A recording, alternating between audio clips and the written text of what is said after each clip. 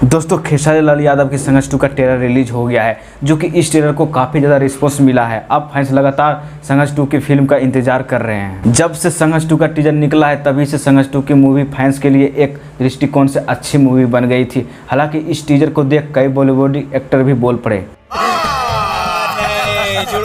लेकिन जब संघर्ष 2 के ट्रेलर आया तो सभी की धड़कनें तेज हो गई। इससे पहले खेसारी लाल यादव की एक मूवी फरिश्ता आई थी, जो कि भोजपुरी के बॉक्स ऑफिस पर अच्छी कमाई की थी। लेकिन दोस्तों आप लोग कुर्सी की पेटी बांध लीजिए, क्योंकि ट्रेंडिंग स्टार के संघर्ष 2 बहुत ही कमाल की फिल्म बनने जा रही है, क्योंकि इस कहानी में काफ़ी ज़्यादा दम है, जो कि एक देश व्यक्ति पर आधारित फिल्म है और इस मूवी के बाकी सारे मूवी से अलग है।